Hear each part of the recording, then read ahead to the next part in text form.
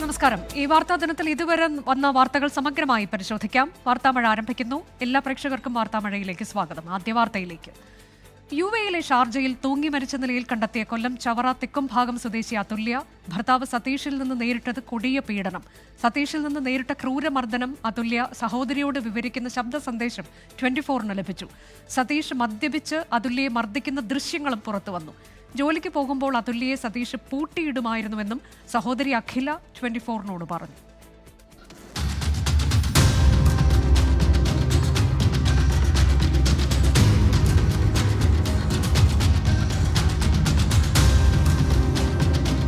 മദ്യപിച്ച് ലക്കുകെട്ട നിലയിൽ സതീഷ് ശങ്കർ ഉപദ്രവിക്കുന്ന ഈ ദൃശ്യങ്ങൾ പറയും അതുല്യ നേരിട്ട പീഡനം.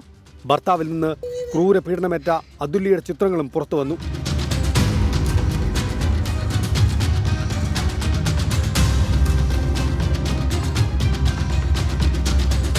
അതുല്യ തന്നെ ചിത്രീകരിച്ച് സഹോദരി അഖിലയ്ക്ക് അയച്ച ദൃശ്യങ്ങളും ചിത്രങ്ങളുമാണിത്. മർദ്ദനമേറ്റ് അതുല്യ നിലവിളിക്കുന്നത് ദൃശ്യങ്ങളിലുണ്ട്. സതീഷിന്റെ കേട്ടാലറക്കുന്ന തരത്തിൽ അസഭ്യം പറയുന്നതും ഭീഷണിപ്പെടുത്തുന്നതും ഈ ദൃശ്യങ്ങളിൽ വ്യക്തമാണ്.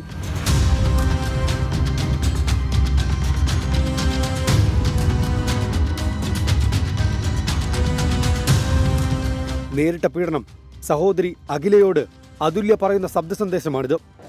ചവിട്ടി കൂട്ടി എന്നെ ഡിസ്റ്റർബൻസ് ആണ് ഉറങ്ങുന്നതിനെന്നും പറഞ്ഞു. എനിക്ക് വയ്യാടി അനങ്ങാൻ വയ്യ, വയറെല്ലാം ചവിട്ടി സഹിക്കാൻ പറ്റുന്നില്ല. ഇത്രയൊക്കെ കാണിച്ചിട്ട് അയാളുടെ കൂടെ തന്നെ അയാളുടെ കൂടെ നിൽക്കേണ്ടി വരുന്ന അവസ്ഥയാണ്. പറ്റുന്നില്ല, സൂയിസൈഡ് ചെയ്യാൻ പോലുള്ള ധൈര്യമില്ല എനിക്ക്. മദ്യപിച്ചാൽ സതീഷ് സൈക്കോയാണെന്നും മദ്യപിക്കാത്തപ്പോഴും നിസ്സാര കാര്യങ്ങൾക്ക് അക്രമാസക്തമാകുമെന്നും സഹോദരി അഖില 24-നോട്.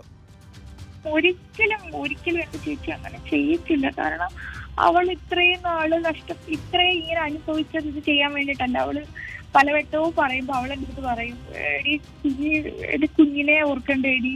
പിന്നെ അത് കുഞ്ഞിന്റെ കാര്യം പറയുന്നെങ്കിലും എനിക്കറിയാം അവളുടെ ഉള്ളിന്റെ ഉള്ളിൽ പുള്ളിയെ അവൾ അത്രയ്ക്ക് സ്നേഹിക്കുന്നുണ്ട്. പക്ഷെ അവൾ ഇത് ചെയ്യുമെന്ന് നമുക്ക് ഒരിക്കലും ഞാനത് വിശ്വസിക്കുന്നില്ല. കാരണം എന്ത് കാര്യം എന്നോട് പറയുന്ന ആള് എന്നെ ലാസ്റ്റ് തന്നെ അവള് വിളിച്ചിട്ടില്ല. ജോലിക്ക് പോകുമ്പോൾ അതുല്യയെ സതീഷ് പൂട്ടിയിടുമായിരുന്നുവെന്നും അഖില. ജോലിക്ക് പോകുന്ന സമയത്ത് ഇപ്പോഴാണ് ഇവര് സ്റ്റുഡിയോയില്. അതിന് മുന്നേ ഇവര് ഈ പാർട്ടീഷൻ ഇതിൽ താമസിക്കുമായിരുന്നു. അപ്പം അവിടെയൊക്കെ ജോലിക്ക് പോകുമ്പോൾ പുറത്തുനിന്ന് താക്കോല് പൂട്ടിയിട്ട് പോകും. അപ്പൊ നമ്മൾ പറയുകയും ചെയ്യും, ഇവിടെ ഇങ്ങനെ ഫ്ലാറ്റുകളാണ്, എന്തെങ്കിലും ഒരു ഇഷ്യൂ ഉണ്ടായി കഴിഞ്ഞാൽ നീ ഇങ്ങനെ ഒരു തീപിടുത്തം എന്തെങ്കിലും ഉണ്ടായാൽ നീ ഇങ്ങനെ പുറത്തോട്ട് നീ താക്കോല് കൊടുക്കരുതെന്ന് പറയാം. അപ്പോൾ പറയും എന്ത് ചെയ്യാനായിട്ട് ഈ സംശയമാണ്. ഷാർജ പോലീസിലും ഇന്ത്യൻ കോൺസുലേറ്റിലും പരാതി നൽകാനാണ് അതുല്യയുടെ കുടുംബത്തിന്റെ തീരുമാനം. ഷാർജയിലെ മോർച്ചറിയിലാണ് അതുല്യയുടെ മൃതദേഹം നിലവിൽ സൂക്ഷിച്ചിരിക്കുന്നത്. നാളെയാണ് പോസ്റ്റ്മോർട്ടം ഉൾപ്പെടെയുള്ള നടപടികൾ. 24 ഷാർജ. അതുല്യയുടെ മരണത്തിൽ ഭർത്താവ് സതീഷിനെതിരെ കുടുംബം. അതുല്യ ആത്മഹത്യ ചെയ്യില്ലെന്നും കൊലപാതകമാണെന്നും അതുല്യയുടെ മാതാപിതാക്കൾ 24-നോട് പറഞ്ഞു. 17-ാം വയസ്സിൽ അതുല്യയുടെ വിവാഹം ഉറപ്പിച്ചത് മുതൽ മരണം വരെ അതുല്യ നേരിട്ടത് കൊടിയ പീഡനമെന്ന് ഇവർ സാക്ഷ്യപ്പെടുത്തുന്നു. അതുല്യയുടേത് ആത്മഹത്യയല്ല, കൊലപാതകമാണെന്ന ഉറച്ച വിശ്വാസത്തിലാണ് അമ്മ തുളസിഭായ്. 3 മാസങ്ങൾക്ക് മുൻപാണ് അതുല്യ ഒടുവിലായി നാട്ടിലെത്തിയത്. താൻ മരിച്ചെന്നറിഞ്ഞാൽ ഭർത്താവ് സതീഷ് കൊന്നതാണെന്ന് വിചാരിച്ചേക്കണമെന്ന് മകൾ പറഞ്ഞിരുന്നു. എന്റെ മോള് പലവട്ടം മെസ്സേജ് അയച്ച് പറഞ്ഞിട്ടുണ്ട്. വീഡിയോ കോൾ വിളിക്കുമ്പോഴും പറയാം, അമ്മേ ഞാൻ എന്റെ കുഞ്ഞിനോടും അവള് പറഞ്ഞിട്ടുണ്ട്, അമ്മ ഒരിക്കലും ഞാൻ മരിക്കത്തില്ല, സ്വയം ഞാൻ ആത്മഹത്യ ചെയ്യത്തില്ലമ്മേ, അഥവാ ഞാൻ മരിച്ചെന്ന് നിങ്ങൾ അറിഞ്ഞു കഴിഞ്ഞാൽ അയാൾ എന്നെ കൊന്നയാന്ന് വിചാരിച്ചോണെന്ന്. 17-ാം വയസ്സിൽ അതുല്യയുടെ വിവാഹ നിശ്ചയവും 18-ാം വയസ്സിൽ വിവാഹവും കഴിഞ്ഞു. അന്നു മുതൽ ശാരീരികവും മാനസികവുമായുള്ള പീഡനമായിരുന്നു. ബുദ്ധിമുട്ടാണെങ്കിൽ ബന്ധം ഉപേക്ഷിക്കാനും വീട്ടിലേക്ക് വരാനും വീട്ടുകാർ പറഞ്ഞിരുന്നു. 10 വയസ്സുള്ള മകളെ കരുതി എല്ലാം ക്ഷമിച്ചും സഹിച്ചു നിന്നു. പലപ്പോഴും ചെയ്ത കാര്യങ്ങളൊന്നും ഓർമ്മയില്ലെന്നും പറ്റിപ്പോയെന്നുമൊക്കെ സതീഷ് മാപ്പ് പറഞ്ഞിരുന്നു. ഇതിൽ മനസ്സലിവ് തോന്നിയാണ് മകൾ വിവാഹബന്ധത്തിൽ തുടർന്നതെന്നും മാതാപിതാക്കൾ. മകള് ഒരുപാട് കോംപ്രമൈസ് ചെയ്ത് കുഞ്ഞിന് വേണ്ടി, അവളുടെ മകൾക്ക് വേണ്ടി, ഓവർ മദ്യപാനമാവുന്ന സമയത്ത് ഒരുപാട് ആക്രമണത്തിനവയും വളരെ മൃഗീയമായി പെരുമാറുകയും ചെയ്യുന്ന ഒരു വ്യക്തിയായിരുന്നു. എന്നിട്ട് പോലും എന്റെ മകൾ ഇതെല്ലാം സഹിക്കുകയും ക്ഷമിക്കുകയും ചെയ്യുകയായിരുന്നു. പലവട്ടം ഇങ്ങനെ ഉപദ്രവം സഹിക്കാതെ ഒരു കോടതിയിലൊക്കെ ഞങ്ങൾ കേസ് കൊടുത്തതായിരുന്നു. കേസ് കൊടുത്ത് അവൻ 2 കൗൺസിലിംഗ് നടത്തിയിട്ട് ഞങ്ങളറിയാതെ ഒപ്പിടിയിപ്പിച്ച് അതിനെ കൊണ്ട്. കടുത്ത മദ്യപാനിയും മാനസിക വൈകൃതവുമുള്ള സതീഷ് മകളെ കൊലപ്പെടുത്തിയതാണെന്ന പിതാവ് രാജശേഖരൻ പിള്ളയുടെ പരാതിയിലാണ് തെക്കുംഭാഗം പോലീസ് കൊലക്കുറ്റത്തിന് കേസെടുത്തത്. 24 കൊല്ലം. കുടുംബവുമായി മകന് ബന്ധമില്ലെന്ന് സതീഷിന്റെ മാതാവ് ഉഷ 24നോട്. മകൻ വിളിക്കാറില്ലെന്നും മാതാവ് പറഞ്ഞു. അതേസമയം അതുല്യയുടെ മരണത്തിന് പിന്നാലെ നാട്ടുകാരെ വിളിച്ച് താൻ നിരപരാധിയെന്ന് സതീഷ് ന്യായീകരിച്ചു. അവസാനമായിട്ട് കൊടുത്തിയത് എൻ്റെ മൂത്തമ്മ മരിച്ചിട്ട് 5 വർഷമായി. അപ്പോൾ അന്നും വന്നില്ല. പിന്നെ അതിൻ്റെ അനിയത്തിയുടെ കല്യാണത്തിനായിട്ട് അവർ രണ്ടുപേരും കൂടെ വന്ന് കല്യാണം പറയാനായിട്ട് ഇവിടെ വന്ന് അന്നാണ് മരിച്ചനൊക്കെ അവരുടെ വീട്ടിലാണ് ഗൾഫിൽ നിന്ന് വന്നത്. വന്നിട്ട് ഒരാഴ്ച കഴിഞ്ഞിട്ടാണ് ഇവിടെ മരിച്ചനെങ്കിലും ഇവിടെ വന്നിട്ടില്ലായിരുന്നു. അങ്ങനെ ഇവിടെ വന്ന് കല്യാണവും പറഞ്ഞ് പോയ അന്ന് ഞാൻ കണ്ടതാ. പിന്നെ ഞങ്ങൾ എന്നെ വിളിക്കാറോ ഒരു കാര്യങ്ങളുമില്ല. സതീഷിനെ കുറിച്ച് അമ്മ ഉഷയുടെ വാക്കുകളാണിത്. 4 വർഷം മുമ്പാണ് സതീഷ് അവസാനമായി വീട്ടിൽ വന്നതെന്നും തന്നെ വിളിക്കാറില്ലെന്നും ബിങ്ങി പൊട്ടിക്കൊണ്ട് അമ്മ പറയുന്നു. എന്നെ വിളിക്കാറില്ല. എന്നെയല്ല, ഇവിടെ ഞങ്ങൾ കുടുംബമായിട്ടൊന്നും ഒരു ബന്ധവുമില്ല. അങ്ങനെ അതുല്യ മോൻ വിളിക്കുന്നില്ലല്ലോ, പിന്നെ എന്താ അതുല്യ വിളിക്കണ്ടേ? അതുല്യയും മകനും തമ്മിലുള്ള പ്രശ്നങ്ങൾ അറിയില്ലെന്നും ഉഷ 24നോട് പറഞ്ഞു. മരണത്തിന് ശേഷം സതീഷ് നാട്ടുകാരെ പലരെയും വിളിച്ച് താൻ നിരപരാധിയാണെന്ന് പറഞ്ഞു. കൊലപാതക സാധ്യത തള്ളിക്കളയാൻ കഴിയില്ലെന്ന് അയൽക്കാരൻ ആന്റണി.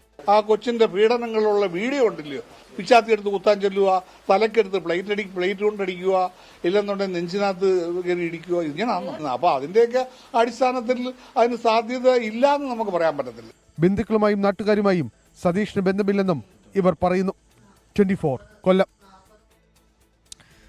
അതിനിടെ തനിക്കെതിരെയുള്ള ആരോപണങ്ങൾ തള്ളി അതുല്യയുടെ ഭർത്താവ് സതീഷ് രംഗത്തെത്തി. താൻ മദ്യപിക്കാറുണ്ട്, അതുല്യയെ താൻ കൊലപ്പെടുത്തിയിട്ടില്ല എന്നും മരണത്തിലെ സത്യം അറിയണമെന്നും സതീഷ് പറഞ്ഞു.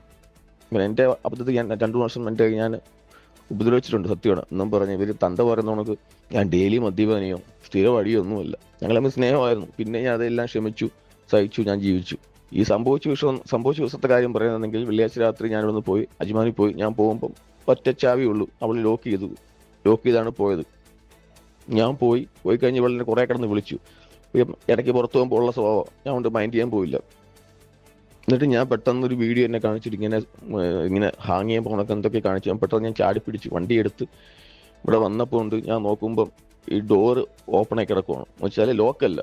ഞാൻ അകത്ത് വന്നപ്പോൾ ഉണ്ട് കാണുന്നതെന്ന് വെച്ചാൽ ഇവള് ഫാനിൽ ഇങ്ങനെ ഹാങ് ചെയ്തിട്ട്, പക്ഷെ ഇവിടെ കാൽ രണ്ടും താഴെ മുട്ടി ഇങ്ങനെ മടങ്ങി നിൽക്കുമോ, ചവിട്ടാവുന്ന അത്രേ ഉള്ളൂ. ആ ഹൈറ്റിൽ അവർ ചെയ്തേ ഉള്ളൂ. കയ്യബദ്ധം പറ്റിയാണോ എന്തോ എനിക്കറിയില്ല. ഞാൻ പിന്നെ അകത്ത് വന്നപ്പോൾ ഉണ്ട് എൻ്റെ 2 പേര് 3 പേര് പിടിച്ചാൽ നീങ്ങാത്ത കട്ടിൽ മൊത്തത്തിൽ മാറിക്കിടക്കുന്നു. ഫ്രിഡ്ജിന്റെ മുകളിൽ ഒരു കറുത്ത ഇതിലുള്ള മാസ്ക് ഒരു 6-7 പീസ് ഞാൻ യൂസ് ചെയ്യാറില്ല, ഞാൻ അവിടെ കൊണ്ടുവരാറുമില്ല. അതില്ല, യൂസ് ചെയ്യാറില്ല. ഞാൻ പോയപ്പോഴും അതില്ലായിരുന്നു. പിന്നെ ഒരു വലിയൊരു നൈഫ് ഈ കട്ടിലോട് ചേർന്നിട്ട് എൻ്റെ ടേബിളിൽ ഇരിക്കുന്നു. മൊത്തത്തിൽ നെഗറ്റീവ്. അതുല്യയുടെ മരണം വിശദമായി അന്വേഷിക്കണമെന്ന് പ്രതിപക്ഷ നേതാവ് വി ഡി സതീശൻ. കുടുംബങ്ങളിൽ സ്ത്രീകൾ സുരക്ഷിതരല്ല എന്ന സന്ദേശമാണ് നിരന്തരം വരുന്നത്. ഇതിൽ പഠനം നടത്തണമെന്നും വി ഡി സതീശൻ ആവശ്യപ്പെട്ടു. അത് അന്വേഷിക്കേണ്ടതാണ്. എന്താണ് അവിടുത്തെ കുടുംബ സാഹചര്യങ്ങൾ എന്നതിനെക്കുറിച്ചൊരു ഒരു പഠനം നടത്തുകയോ അന്വേഷിക്കുകയോ ചെയ്തില്ലെങ്കിൽ തുടർച്ചയായി ഇത്തരം സംഭവങ്ങൾ ഉണ്ടാകുന്നത് കുടുംബത്തിലെ സ്ത്രീകൾക്ക് ഉണ്ടാകുന്ന ഇൻസെക്യൂരിറ്റിയുടെ കാരണം എന്താണ്, തൊഴിലിടങ്ങളിലോ അല്ലെങ്കിൽ കുടുംബങ്ങളിലോ അവർ സുരക്ഷിതരല്ല എന്നുള്ളൊരു മെസ്സേജാണ് നിരന്തരമായി വന്നുകൊണ്ടിരിക്കുന്നത്. ഗൗരവമായൊരു പഠനം അക്കാര്യത്തിൽ നടത്തേണ്ടതാണ്. യുഎയിലെ ഷാർജയിൽ തൂങ്ങി മരിച്ച നിലയിൽ കണ്ടെത്തിയ കൊല്ലം കേരളപുരം സ്വദേശിനി വിപഞ്ചികയുടെ മൃതദേഹം നാട്ടിലെത്തിക്കുന്നതിനുള്ള നടപടിക്രമങ്ങൾ പുരോഗമിക്കുകയാണ്. നാളെ നടപടിക്രമങ്ങൾ പൂർത്തിയായി മൃതദേഹം നാട്ടിലെത്തിക്കാനാകുമെന്ന് ഷാർജ ഇന്ത്യൻ അസോസിയേഷൻ അറിയിച്ചു. ഈ മാസം 9-നാണ് വിപഞ്ചികയെയും 1.5 വയസ്സുള്ള മകൾ വൈഭവിയെയും മരിച്ച നിലയിൽ കണ്ടെത്തിയത്. മകൾ വൈഭവിയുടെ മൃതദേഹം കഴിഞ്ഞ ദിവസം ദുബായിൽ സംസ്കരിച്ചിരുന്നു. സ്കൂൾ സമയമാറ്റത്തിൽ മതസംഘടനകളെ ചർച്ചയ്ക്ക് വിളിച്ച വിദ്യാഭ്യാസ വകുപ്പ്. മന്ത്രി വി ശിവൻകുട്ടിയുടെ നേതൃത്വത്തിൽ ബുധനാഴ്ച ഉച്ചകഴിഞ്ഞ് 3:30-ക്കാണ് ചർച്ച. ഉമേഷ് ബാലകൃഷ്ണൻ വിവരങ്ങളുമായി. ഉമേഷ്, നേരത്തെ തന്നെ മന്ത്രി വ്യക്തമാക്കിയതൊരു സമയമാറ്റം എന്തായാലും ഉണ്ടാകില്ല, പക്ഷെ കാര്യങ്ങൾ പറഞ്ഞു മനസ്സിലാക്കുന്നതിന് വേണ്ടിയുള്ള ചർച്ച എന്നതാണ്. വിവരങ്ങൾ. തീർച്ചയായും അനുജ, സർക്കാരിന് സ്വന്തം നിലയിൽ ഇനി സമയം മാറ്റാൻ കഴിയില്ല എന്നുള്ളത് ഒരു വസ്തുതയാണ്. കാരണം ഹൈക്കോടതി ഇടപെടലിനെ തുടർന്നായിരുന്നു ഇത്തരമൊരു സമയമാറ്റത്തിലേക്ക് സർക്കാർ നിർബന്ധിതമായത്. ഈ സാഹചര്യം സംഘടനകളെ പറഞ്ഞ് മനസ്സിലാക്കുക എന്നുള്ളതാണ് ഒരുപക്ഷെ ഈ ചർച്ചയുടെ ലക്ഷ്യമായി കാണുന്നത്. അല്ല എങ്കിൽ സംഘടനകൾ, പ്രത്യേകിച്ച് സമസ്ത അടക്കമുള്ള മതസംഘടനകളാണ് ഇത്തരത്തിൽ എതിർപ്പുമായി രംഗത്തെത്തിയത്. ആ സാഹചര്യത്തിൽ അവർക്ക് സ്വന്തം നിലയിൽ കോടതിയിൽ പോകാം. ആ കോടതിയിൽ പോകുന്ന ഒരു പോംവഴി മാത്രമേ ഉള്ളൂ എന്നുള്ളതാണ് സർക്കാർ പറയുന്നത്. അതേസമയം സമസ്ത അടക്കമുള്ള സംഘടനകൾ മറ്റ് ചില മാർഗങ്ങൾ, അതായത് ഓണം, ക്രിസ്മസ് അവധിയെല്ലാം കുറച്ചുകൊണ്ട് ഈ സ്കൂൾ സമയമാറ്റം കുറയ്ക്കാൻ കഴിയുമോ എന്നുള്ള ഒരു ആശയമെല്ലാം മുന്നോട്ട് വെച്ചിട്ടുണ്ട്. എന്തായാലും വിശദമായി ഈ വിഷയത്തിൽ ചർച്ച നടക്കും. വിശദമായി തന്നെ വിഷയത്തിൽ ചർച്ച നടത്തി സർക്കാരിന്റെ നിലപാട് അറിയിക്കും.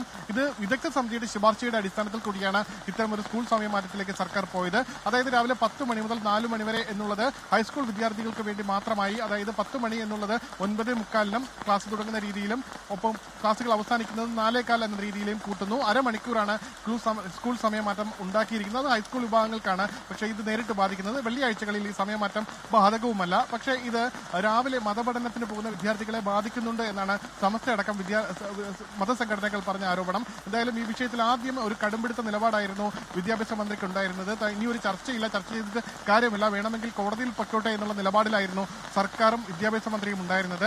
ഒടുവിൽ കാന്തപുരം അടക്കം വിഷയത്തിൽ ഇടപെടുകയും ഒടുവിൽ MV ഗോവിന്ദൻ അടക്കം ഈ വിഷയത്തിൽ ചർച്ചയാകാമെന്ന് പറയുകയും ചെയ്തു. തൊട്ട് പിന്നാലെയാണ് കോഴിക്കോട് വെച്ച് ഈ വിഷയത്തിൽ ചർച്ചയാകാം, പക്ഷേ സമയമാറ്റം സർക്കാരിനൊന്നും ചെയ്യാനില്ല.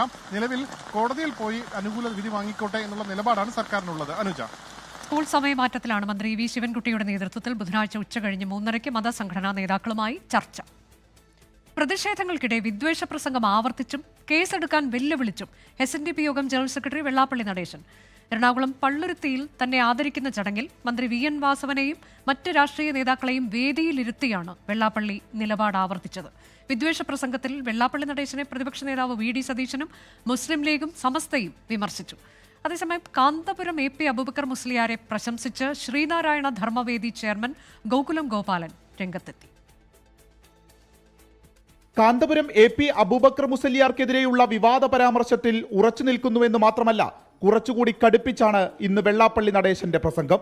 കേസെടുക്കാനും വെല്ലുവിളി.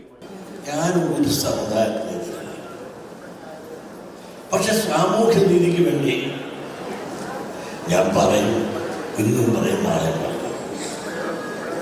എന്റെ കോലം കത്തിച്ചാലും കാന്തപുരം എന്തു കുന്തമെടുത്ത് എറിഞ്ഞാലും ഞാൻ പറയാനില്ല. അവർ 24 മണിക്കൂറും ജാതി മാത്രം പറയും, ജാതിക്ക് വേണ്ടി പ്രവർത്തിക്കുകയും ചെയ്യുന്നത് ആണ് എന്നെ ജാതിപരമായി പറയുന്നത്. വെള്ളാപ്പള്ളിക്ക് വേദിയിൽ വെച്ച് തന്നെ മന്ത്രി VN വാസവന്റെ പ്രശംസ. സാമൂഹിക രാഷ്ട്രീയ വിഷയങ്ങളിൽ നിർഭയ നിലപാടുകൾ പറയുന്ന ആളാണ് വെള്ളാപ്പള്ളി എന്നായിരുന്നു മന്ത്രിയുടെ പുകഴ്ത്തൽ. 56 വയസ്സിന് ശേഷം പൊതുരംഗത്തേക്ക് കടന്നു വന്ന് അദ്ദേഹം ഇന്ന് 30 വർഷക്കാലം പിന്നിടുമ്പോൾ യഥാർത്ഥത്തിൽ വിശ്രമ ജീവിതം അനുഭവിക്കേണ്ട കാലഘട്ടത്തിൽ ഊർജ്ജസ്വലനായി ഒരു നാട്ടിൽ ചരിത്രം സൃഷ്ടിക്കുന്ന രൂപത്തിലേക്ക് അദ്ദേഹം ഈ പദവിയൊക്കെ എത്തിച്ചു എന്നുള്ളതാണ്. ശ്രീനാരായണ ഗുരു എന്തു പറഞ്ഞോ അതിനു വിരുദ്ധമാണ് വെള്ളാപ്പള്ളിയുടെ പ്രസ്താവനയെന്ന് വിമർശിച്ച് പ്രതിപക്ഷ നേതാവ് VD സതീശൻ. ഗുരുദേവൻ എന്താണ് പറയാൻ പാടില്ല എന്ന് പറഞ്ഞത് അതാണ് അദ്ദേഹം പ്രചരിപ്പിച്ചുകൊണ്ടിരിക്കുന്നത്. ഇത് ആര് പറഞ്ഞിട്ടാണെന്ന് ഞങ്ങൾക്കറിയാം. ഇത് മുഖ്യമന്ത്രി പിണറായി വിജയന്റെ നറേറ്റീവാണ് ഈ സാധനം. അതേസമയം കാന്തപുരത്തെ അവഹേളിക്കാനുള്ള ചിലരുടെ ശ്രമങ്ങൾ മതസൗഹാർദ്ദത്തിന് നേരെയുള്ള വെല്ലുവിളിയാണെന്ന് ശ്രീനാരായണ ധർമ്മവേദി ചെയർമാൻ ഗോകുലം ഗോപാലൻ പ്രതികരിച്ചു. പരിശോധിച്ച ശേഷം മറുപടി എന്നായിരുന്നു മന്ത്രി മുഹമ്മദ് റിയാസിന്റെ പ്രതികരണം. സമസ്ത ലീഗ് നേതാക്കളും വെള്ളാപ്പള്ളിയുടെ പരാമർശത്തിനെതിരെ രംഗത്തു വന്നു. 24 മലപ്പുറം. ആംബുലൻസ് തടഞ്ഞുള്ള കോൺഗ്രസ് പ്രവർത്തകരുടെ പ്രതിഷേധത്തെ തുടർന്ന് ചികിത്സ വൈകി തിരുവനന്തപുരത്ത് ആദിവാസി യുവാവ് മരിച്ചു. തിരുവനന്തപുരം വിതുര മണലി സ്വദേശി ബിനു ആണ് മരിച്ചത്. നേരത്തെ ആശുപത്രിയിൽ എത്തിച്ചിരുന്നെങ്കിൽ രക്ഷിക്കാമായിരുന്നുവെന്ന് ബന്ധുക്കൾ പറഞ്ഞു. 24 എക്സ്ക്ലൂസീവ്.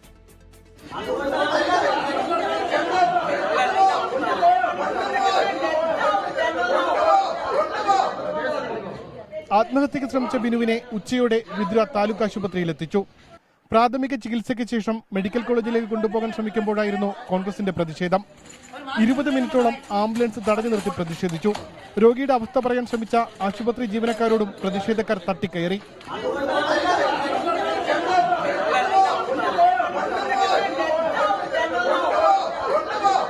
പ്രതിഷേധങ്ങളെല്ലാം കഴിഞ്ഞ് മെഡിക്കൽ കോളേജിൽ എത്തിച്ചു. പിന്നാലെ ബിനു മരിച്ചു. ഞങ്ങൾ 108 കസ്റ്റമർ കെയർ വിളിച്ച് 108 വന്ന് കയറ്റാൻ വേണ്ടി നോക്കിയപ്പോഴത്തേക്ക് ഒരു പ്രവർത്തകർ വന്ന് തടഞ്ഞ് പോകാൻ പറ്റത്തില്ല, വണ്ടിക്ക് ടയറില്ല, ഇൻഷുറൻസ് ഇല്ല, ആരെ ഇവിടെ നിന്ന് കൊണ്ടുപോകാൻ പറ്റത്തില്ലെന്ന് പറഞ്ഞ് ഒരു 10-20 മിനിറ്റ് അവിടെ വെയിറ്റ് ചെയ്തു. കാഷ്വാലിറ്റി കയറ്റി ഒരു 10-20 മിനിറ്റ് കഴിഞ്ഞപ്പോൾ രോഗി മരിച്ചായിരുന്നു. അപ്പോൾ അവർ ഇവിടുത്തെ ഡോക്ടറും പറഞ്ഞതെന്ന് വെച്ച് കഴിഞ്ഞാൽ ഒരു 20 മിനിറ്റ് മുമ്പ് നിങ്ങൾ കൊണ്ടുവന്നിരുന്നെങ്കിൽ ഒന്ന് നോക്കാണ്ടായിരുന്നു എന്ന് പറഞ്ഞു. ആശുപത്രി അധികൃതർ പരാതി നൽകിയതിന്റെ അടിസ്ഥാനത്തിൽ വിതുര പോലീസ് കേസ് രജിസ്റ്റർ ചെയ്തു. ബന്ധുക്കളും പരാതി നൽകുമെന്ന് അറിയിച്ചിട്ടുണ്ട്. ഇതൊരു മര്യാദയുടെയല്ലേ, ഇത് കാണിക്കാൻ പറ്റുന്നതല്ല. കാരണം എന്ന് പറഞ്ഞാൽ ഇത്രയും ഇതൊന്നും നമ്മുടെ വണ്ടിയല്ല അത്. അപ്പോൾ എന്തോ ആയിക്കോട്ടെ, വണ്ടിക്ക് ഫിറ്റ്നസ് ഉണ്ടോ ഇല്ലെന്നുള്ള ഒരു സീരിയസ് ആയിട്ട് രോഗിയെ കൊണ്ടുപോകുമ്പോൾ അത് കടത്തി വിട്ടിട്ട് അവർ പിന്നെ വരുമ്പോഴും വണ്ടി ചേർക്കട്ടെ, അതല്ലേ ഒരു മര്യാദയത്. ഇതില്ലാതെ കാണിക്കുക എന്ന് പറഞ്ഞാൽ തിണ്ണവീട് കാണിച്ച ഒരു ഗുണ്ടായുസം കാണിച്ചാണെന്നല്ല. അതൊന്നും ഞങ്ങളെപ്പോലുള്ളവരാരും സപ്പോർട്ട് ചെയ്യില്ല. അത് കേസുമായിട്ട് മുന്നോട്ട് വന്നു തന്നെയാണ്. HMC ഇപ്പം അടുത്ത് കൂടാൻ വേണ്ടിയുള്ള ഒരു തീരുമാനം എടുക്കാൻ പറഞ്ഞിട്ടുണ്ട്. ആംബുലൻസിന്റെ കാലപ്പഴക്കവും ഇൻഷുറൻസ് തീർന്നതും ആരോപിച്ചായിരുന്നു കോൺഗ്രസ് വിതുര മണ്ഡലം കമ്മിറ്റിയുടെ നേതൃത്വത്തിൽ പ്രതിഷേധം നടത്തിയത്. ഒരു ജീവനാണ് നഷ്ടപ്പെട്ടത്. എന്ത് കാര്യമാണെങ്കിലും ആംബുലൻസ് തടഞ്ഞ് പ്രതിഷേധിക്കാൻ പാടില്ല എന്ന സാമാന്യ ബോധം രാഷ്ട്രീയക്കാർക്ക് ഉണ്ടാകണം. പോലീസിന്റെ ഭാഗത്ത് നിന്ന് ശക്തമായ നടപടി ഉണ്ടാകുമെന്ന് പ്രതീക്ഷിക്കുന്നു. ഉമേഷ് ബാലകൃഷ്ണൻ, 24 തിരുവനന്തപുരം. അതിനിടെ സംഭവത്തിൽ വിശദീകരണവുമായി കോൺഗ്രസ് രംഗത്തെത്തി. ഗുരുതരാവസ്ഥയിലുള്ള രോഗിയെ കൊണ്ടുപോകാനുള്ള ആംബുലൻസ് ആണെന്ന് അറിയില്ലായിരുന്നു എന്നാണ് ന്യായീകരണം. ഉമേഷ് ബാലകൃഷ്ണൻ വിശദാംശങ്ങളുമായി. ഉമേഷ്, ഒരു രോഗിയെയും കൊണ്ടുപോകുന്ന ആംബുലൻസ് ആണത്, ഗുരുതരാവസ്ഥയിലാണെങ്കിലും അല്ലെങ്കിലും തടയാൻ പാടില്ല എന്നതുപോലും അറിയാത്ത പ്രവർത്തകരാണോ ഇവർ? ഒരു കാരണവശാലും നിൽക്കുന്നൊരു ന്യായമല്ലല്ലോ ഇവർ പറയുന്നത്. അനുജ, കോൺഗ്രസ് പ്രവർത്തകരുടെ പ്രതികരണം ഈ രീതിയിലാണ്. അതായത് ആംബുലൻസിൽ രോഗി ഉണ്ടായിരുന്നില്ല, രോഗിയെ കയറ്റാൻ വേണ്ടി ആംബുലൻസ് കാഷ്വാലിറ്റിക്ക് മുന്നിൽ നിർത്തിയപ്പോഴായിരുന്നു ആ ആംബുലൻസിൽ രോഗിയെ കയറ്റാൻ കഴിയില്ല എന്ന രീതിയിൽ പ്രതിഷേധിച്ചത്. കാരണം ആ ആംബുലൻസിന് കാലപ്പഴക്കം ചെന്നതാണ്. അതുകൊണ്ട് തന്നെ അപകട സാധ്യത ഉള്ളതുകൊണ്ടാണ് തങ്ങൾ ആ ആംബുലൻസ് തടഞ്ഞുകൊണ്ട് പ്രതിഷേധിച്ചത്. ഒടുവിൽ മെഡിക്കൽ സൂപ്രണ്ട് നേരിട്ട് എത്തുകയും അതിൽ ഗുരുതരമായ ഒരു രോഗിയെ ആശുപത്രിയിലേക്ക് കൊണ്ടുപോകണമെന്ന് ആവശ്യപ്പെടുകയും ചെയ്തു. അപ്പോൾ തന്നെ നമ്മൾ ഈ സമരം അവസാനിപ്പിക്കുകയും ഏകദേശം 5 മിനിറ്റ് കൂടുതൽ ഈ ആംബുലൻസ് തടഞ്ഞിട്ടില്ല. ഒടുവിൽ തങ്ങൾ തന്നെയാണ്, തങ്ങളുടെ പ്രവർത്തകൻ കൂടിയാണ് മരിച്ച ബിനു. അതുകൊണ്ട് തന്നെ തങ്ങൾ തന്നെയാണ് കാഷ്വാലിറ്റിയിൽ നിന്ന് ഈ സ്ട്രക്ചറിൽ രോഗിയെ ആംബുലൻസിലേക്ക് കയറ്റിയതും. അതുകൊണ്ട് തന്നെ 20 മിനിറ്റോളം തടയുന്ന രീതി ഉണ്ടായിട്ടില്ല എന്നും, ഒപ്പം രോഗിയെ ആംബുലൻസിൽ കിടത്തിയല്ല, ആംബുലൻസ് കാഷ്വാലിറ്റിയിൽ എത്തി രോഗിയെ എടുക്കുന്നതിന് തൊട്ട് മുൻപാണ് ഇത്തരത്തിൽ തടഞ്ഞതുമെന്നാണ് കോൺഗ്രസ് വിവരങ്ങൾ നൽകിയത്. ഇപ്പോൾ PK കുഞ്ഞാലിക്കുട്ടി മാധ്യമങ്ങളോട്. ആർക്കും പറയാ അതിന് ലൈസൻസ് ഒന്നും ഇല്ലല്ലോ, ആർക്കും പറയാ എന്നായി കഴിഞ്ഞിട്ടില്ല എന്താവും കഥ. അതുകൊണ്ടാണ് ഞാൻ സർക്കാരാണ് ഇത് കാര്യം നോക്കുന്നത്. മുഖ്യമന്ത്രി ഉൾപ്പെടെ CPM നേതാക്കന്മാർ പ്രതികരണം നടത്തുന്നില്ല. അതേത് കോൺടെസ്റ്റിലാന്നുള്ളത് നോക്കിയിട്ട് പറയാം. ഓക്കെ, മുഖ്യമന്ത്രി ഉൾപ്പെടെ അല്ല, അതാണല്ലോ ഞാൻ പറഞ്ഞു. ഗവൺമെന്റ് തന്നെ ഗവൺമെന്റിന്റെ തലപ്പത്ത് മുഖ്യമന്ത്രി ഒരു ക്ലാരിറ്റി വേണ്ടത്. ഇപ്പൊ സർക്കാർ നയം പറഞ്ഞ വെള്ളാപ്പള്ളി ആണെങ്കിലും സർക്കാർ നിലപാട് വ്യക്തമാക്കണമെന്ന് പറയുമ്പോൾ അതിൽ 2 വശങ്ങളുണ്ട്. ഒന്ന്, ഇതിനകത്ത് ഉണ്ടാക്കുന്ന ഒരു ധ്രുവീകരണവുമായി ബന്ധപ്പെട്ട സർക്കാരിന്റെ നയം. 2, സർക്കാരിനെ രക്ഷിക്കാനോ സർക്കാരിനെ ഫേവർ ചെയ്യാൻ വേണ്ടിയിട്ടാണോ ഇങ്ങനെ ഒരു വാദം? അതിപ്പോ എനിക്ക് പറയാൻ പറ്റുമോ? ഇത് ഈ സംസ്ഥാനത്തുള്ള രാഷ്ട്രീയ പാർട്ടികൾ ഇതിനെങ്ങനെ നോക്കി നടത്തുന്നു? CPM ഇത് വോട്ട് നഷ്ടപ്പെടും എന്ന പേടിയാണോ? BJPക്ക് ഇതുകൊണ്ട് വോട്ട് കിട്ടും എന്ന പ്രതീക്ഷയാണോ? ഇതൊക്കെ ഇനി ഇന്നു മുതൽ ചർച്ച ചെയ്യപ്പെടും, കേരളത്തിൽ ചർച്ച ചെയ്യപ്പെടും. പക്ഷെ എന്തിൻ്റെ പേരിലായാലും കേരളത്തിൽ ഇത്തരം പ്രസംഗങ്ങൾ ആര് നടത്തിയാലും അത് സമൂഹത്തെ വല്ലാതെ ബാധിക്കും. വളരെ ഗൗരവമുള്ള പ്രശ്നമാണ്. ഇതിന് മറുപടി പറയേണ്ടത് ഗവൺമെന്റാണ്. ഈ വിഷയത്തിൽ ഞാൻ വെള്ളാപ്പള്ളി നടേശൻ നടത്തിയ വിദ്വേഷ പരാമർശത്തിലാണ് PK കുഞ്ഞാലിക്കുട്ടി ഇപ്പോൾ പ്രതികരണം അറിയിച്ചത്. സർക്കാരാണ് ഈ കാര്യത്തിൽ മറുപടി നൽകേണ്ടത്. ഒരു കാരണവശാലും അംഗീകരിക്കാൻ കഴിയുന്ന പരാമർശങ്ങളല്ല അദ്ദേഹം തുടർച്ചയായി നടത്തിക്കൊണ്ടിരിക്കുന്നത് എന്നുള്ളതാണ് PK കുഞ്ഞാലിക്കുട്ടിയുടെ നിലപാട്. ഇപ്പോൾ വരുന്നൊരു വാർത്തയിലേക്കാണ്. മലപ്പുറം രാമപുരത്ത് കൂറ്റൻ മരങ്ങൾ റോഡിലേക്ക് വീണു. പാലക്കാട് കോഴിക്കോട് ദേശീയപാതയിലാണ് സംഭവം.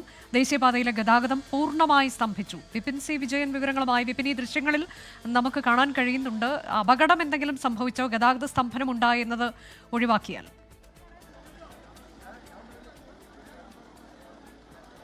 അനുജ, ഭാഗ്യം കൊണ്ട് മാത്രം അപകടം ഉണ്ടായിട്ടില്ല എന്നുള്ളതാണ് നമുക്ക് പറയാൻ കഴിയുക. തലനാരിഴയ്ക്ക് ഒരു വലിയ അപകടം ഒഴിവായി തന്നെ പറയാം. കാരണം ഇത് മലപ്പുറം രാമപുരത്താണ് ഈ സംഭവം ഉള്ളത്. റോഡിന്റെ അരികിലുണ്ടായിരുന്ന 2 വലിയ കൂറ്റൻ മരങ്ങളാണ് 12 മണിയോടുകൂടി ഈ റോഡിലേക്ക് മറിഞ്ഞു വീണത്.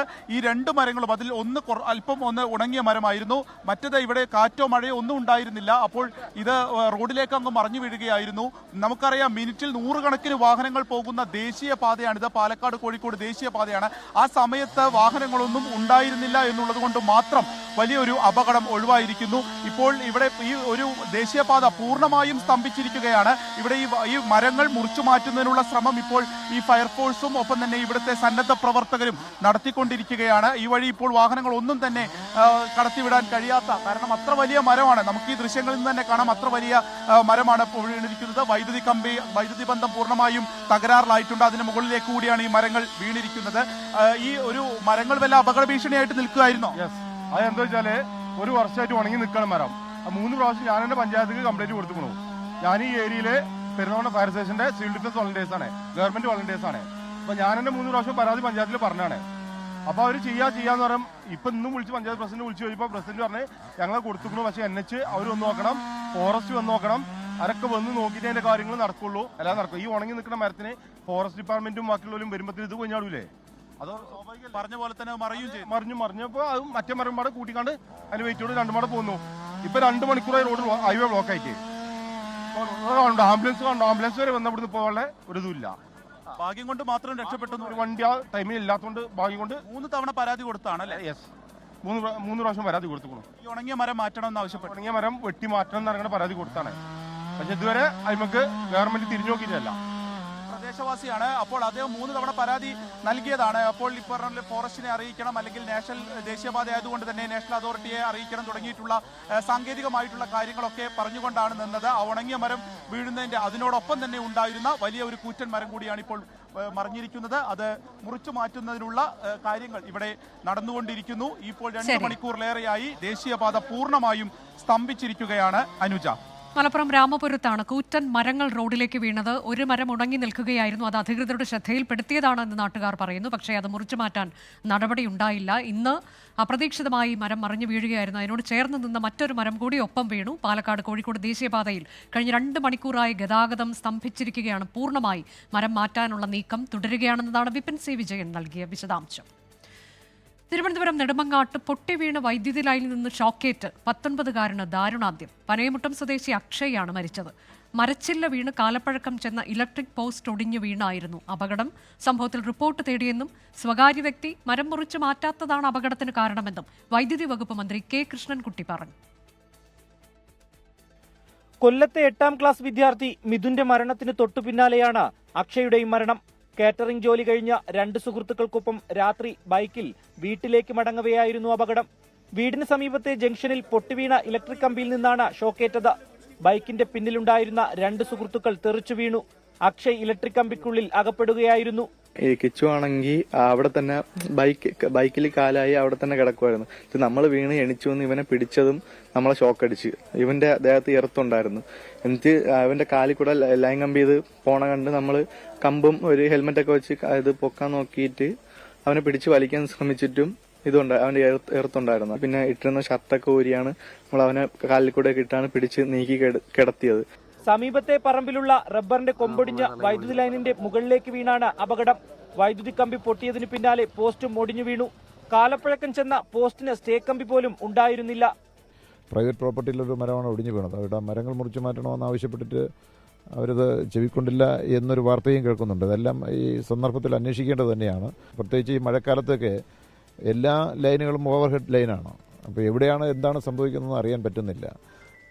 അക്കാര്യത്തിൽ ഇലക്ട്രിസിറ്റി ബോർഡിൻ്റെ ഭാഗത്ത് നിന്ന് എന്തെങ്കിലും അനാസ്ഥ വന്നിട്ടുണ്ടെങ്കിൽ അതുൾപ്പെടെ അന്വേഷിച്ച് നമുക്ക് കണ്ടെത്തേണ്ടതാണ്.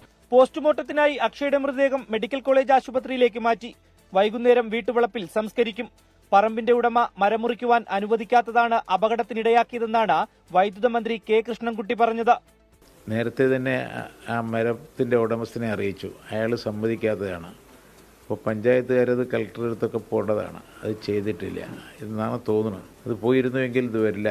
പൊട്ടി വീണത് വലിയൊരു അപകടമാണ്. മരം മുറിക്കാൻ ഒരറിയിപ്പും ഇതുവരെ എവിടെ നിന്നും ലഭിച്ചിട്ടില്ലെന്ന് സ്ഥല ഉടമ അറിയിച്ചു. സംഭവത്തിൽ നെടുമങ്ങാട് പോലീസ് അസ്വാഭാവിക മരണത്തിന് കേസെടുത്തു. News reader 24 Thiruvananthapuram. കൊല്ലം തേവലക്കരയിൽ 8ാം ക്ലാസ് വിദ്യാർത്ഥി മിഥുൻ ഷോക്കേറ്റ് മരിച്ചതിൽ സ്കൂൾ മാനേജ്മെന്റിനെതിരെ കേസ്. സ്കൂൾ മാനേജറും മാനേജ്മെന്റ് കമ്മിറ്റി അംഗങ്ങളും പ്രതികളാകും. അതേസമയം CPIM നിയന്ത്രണത്തിലുള്ള സ്കൂൾ മാനേജ്മെന്റിനെതിരെ കർശന നടപടി സ്വീകരിക്കണമെന്ന് വിദ്യാഭ്യാസ വകുപ്പിനോട് ആവശ്യപ്പെടുമെന്ന് സ്ഥലം MLA കോവൂർ കുഞ്ഞുമോൻ 24നോട് പറഞ്ഞു. സ്കൂൾ മാനേജർ, മാനേജ്മെന്റ് കമ്മിറ്റി അംഗങ്ങൾ എന്നിവരെ പ്രതികളാക്കിയാണ് ശാസ്താംകോട്ട പോലീസ് കേസെടുത്തത്. അശ്രദ്ധ കാരണമുള്ള മരണത്തിനാണ് ഭാരതീയ ന്യായ സംഹിതയിലെ 304A വകുപ്പ് പ്രകാരം കേസ്. അനധികൃതമായി സൈക്കിൾ ഷെഡ് കെട്ടിയ സമയത്തെ മാനേജ്മെന്റും കേസിൽ പ്രതികളാകും.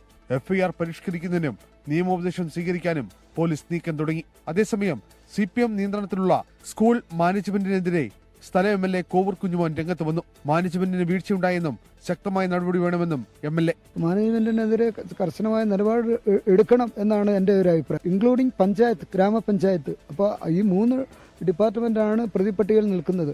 അതിനുള്ള നടപടി സ്വീകരിക്കണം. മാനേജ്മെന്റിനും KSEBിക്കും തദ്ദേശ സ്ഥാപനത്തിനുമെതിരെ ശക്തമായ നടപടി സ്വീകരിക്കണമെന്നും കോവൂർ കുഞ്ഞുമോൻ MLA ആവശ്യപ്പെട്ടു.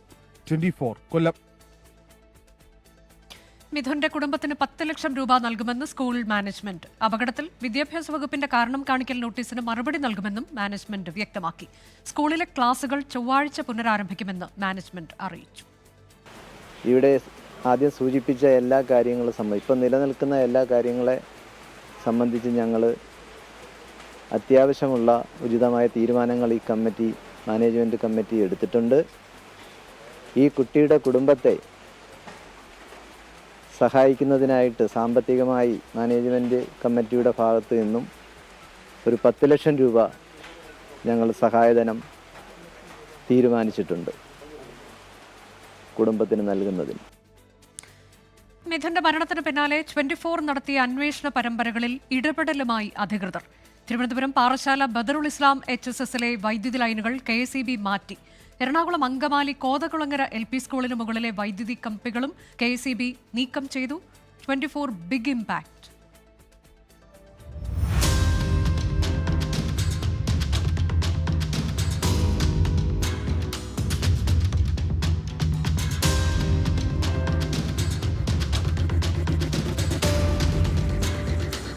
തിരുവനന്തപുരം പാറശാല ബദറുൽ ഇസ്ലാം സ്കൂളിനുള്ളിലെ അപകടാവസ്ഥയിലായ ഇലക്ട്രിക് ലൈനുകളെക്കുറിച്ച് 24 വാർത്തയ്ക്ക് പിന്നാലെയാണ് KSEBയുടെ ഇടപെടൽ.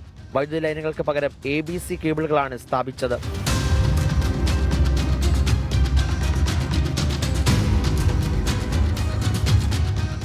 എറണാകുളം അങ്കമാലി കോതകുളങ്ങര ഗവൺമെന്റ് LP സ്കൂളിന് മുകളിലൂടെ വൈദ്യുതി കമ്പി കടന്നുപോകുന്നതും വലിയ അപകട ഭീഷണി ഉയർത്തിയിരുന്നു. ഈ അധ്യയന വർഷത്തെ പൊതുവിദ്യാഭ്യാസ വകുപ്പിന്റെ മാർഗനിർദ്ദേശങ്ങൾ പാലിച്ചില്ല എന്ന് ചൂണ്ടിക്കാട്ടി 24 വാർത്തയാക്കിയതിന് പിന്നാലെ അടിയന്തര ഇടപെടലുമായി അങ്കമാലി നഗരസഭയും റോജി M. ജോൺ MLAയും. തേവലക്കര വിഷയത്തിന് ശേഷം 24 നടത്തുന്ന ഈ ക്യാമ്പയിൻ ശ്രദ്ധയിൽപ്പെട്ടു. അതുപോലെ തന്നെ കോതകുളങ്ങര വിഷയവുമായി ബന്ധപ്പെട്ടുകൊണ്ട് പ്രത്യേകിച്ച് നടത്തിയ ഒരു സ്റ്റോറിയും ഞങ്ങൾ കാണാനിടയായി. അപ്പോൾ തന്നെ അത് സ്കൂളുമായിട്ടും അതുപോലെ തന്നെ KSEBയുമായിട്ട് ബന്ധപ്പെടുകയും ഞാനും അതുപോലെ തന്നെ ബഹുമാനപ്പെട്ട മുനിസിപ്പൽ ചെയർമാനും ഒക്കെ ബന്ധപ്പെട്ട് അത് ആവശ്യമായ നടപടികൾ സ്വീകരിക്കണമെന്ന് അവർക്ക് നിർദ്ദേശം നൽകിയിട്ടുണ്ട്. നഗരസഭ അന്വേഷിച്ചു, KSEBയിൽ അന്വേഷിച്ചപ്പോൾ അവർ പറഞ്ഞത് നിയമപ്രകാരം തന്നെയാണ് ഈ ലൈൻ പോയിട്ടുള്ളത്, പഴയ നിയമം അനുസരിച്ച്.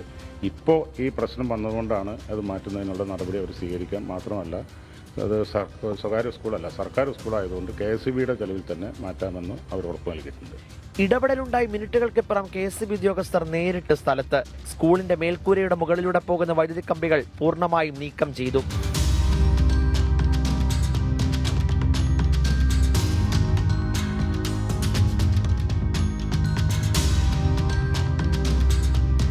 കൊല്ലം തേവലക്കര ബോയ്സ് ഹയർ സെക്കൻഡറി സ്കൂളിൽ 8ാം ക്ലാസ് വിദ്യാർത്ഥി ഷോക്കേറ്റ് മരിച്ചതിനെ തുടർന്ന് 24 നടത്തിയ അന്വേഷണത്തിന് പിന്നാലെയാണ് അധികൃതരുടെ ദ്രുതഗതിയിലുള്ള ഇടപെടൽ.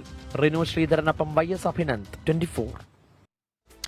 ഇപ്പോൾ വരുന്ന പ്രധാനപ്പെട്ട വാർത്ത, ധർമ്മസ്ഥലയിൽ മൃതദേഹം കൂട്ടത്തോടെ കുഴിച്ചിട്ടു എന്ന വെളിപ്പെടുത്തലിൽ ഇപ്പോൾ കർണാടക സർക്കാർ പ്രത്യേക അന്വേഷണ സംഘം രൂപീകരിച്ചിരിക്കുന്നു. നമ്മുടെ പ്രതിനിധി അവിടെ നിന്ന് റിപ്പോർട്ടുകൾ നൽകിയിരുന്നു. പ്രത്യേക അന്വേഷണ സംഘം രൂപീകരിച്ചുകൊണ്ട് ആഭ്യന്തര വകുപ്പ് ഉത്തരവ് പുറപ്പെടുവിച്ചിരിക്കുന്നു എന്നുള്ളതാണ് ഏറ്റവും പ്രധാനപ്പെട്ട വിവരമാണ്. DIG ആണ് പ്രത്യേക അന്വേഷണ സംഘത്തിന് നേതൃത്വം നൽകുന്നത്. IG MN അനുചേത്, DCP Soumyalatha, SP Jithendrakumar ദായം എന്നിവരാണ് അന്വേഷണ സംഘ ടീമിൽ ഉള്ളത്.